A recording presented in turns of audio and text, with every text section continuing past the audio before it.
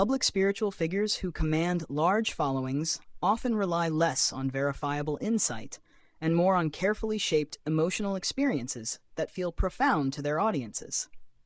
The process typically begins with creating an atmosphere that lowers skepticism. This can be done through rhythmic speech, music, repetition of comforting phrases, or storytelling that touches on universal human struggles, such as suffering, loneliness, and the search for meaning. When people are drawn into such an environment, their attention shifts away from critical evaluation and toward emotional absorption. In that state, ideas are not weighed for accuracy as much as they are felt for their emotional impact. A key method of influence lies in validation. Listeners are often told, directly or indirectly, that they are special, misunderstood, or closer to truth than the outside world. This creates a subtle psychological reward, the feeling of being elevated.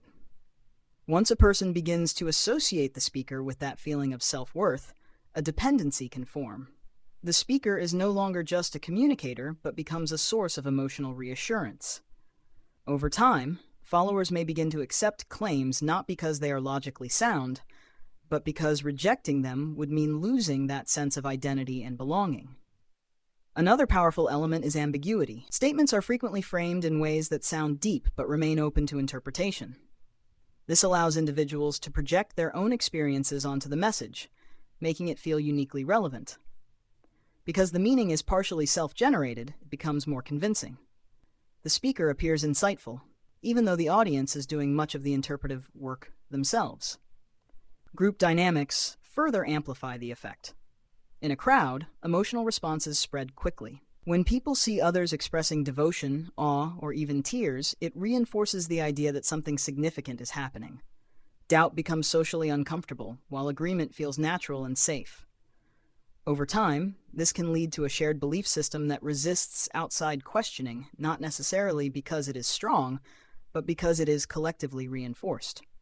Deception, when it occurs, often does not begin as an obvious lie. It can start with selective truth, exaggeration, or strategic omission.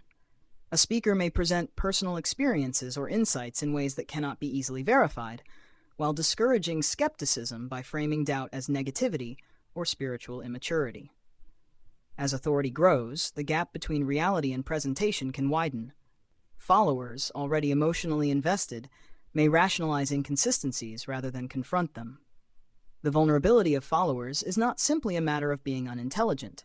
It is rooted in common human tendencies, the desire for certainty in uncertain situations, the need for belonging, and the comfort of clear answers in a complex world. When these needs are strongly engaged, critical thinking can take a secondary role.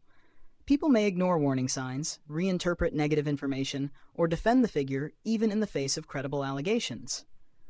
When scandals eventually emerge, they often reveal a contrast between the constructed image and the underlying reality. At that point, reactions among followers vary. Some disengage and feel betrayed, while others double down, interpreting the scandal as a test of faith or a misunderstanding. This persistence highlights how deeply emotional and psychological investment can override objective assessment. In the end, the persuasive power of such figures lies not in any single trick, but in a layered approach that blends emotional appeal, social reinforcement, and cognitive bias. It works because it aligns with natural patterns of human thinking rather than opposing them.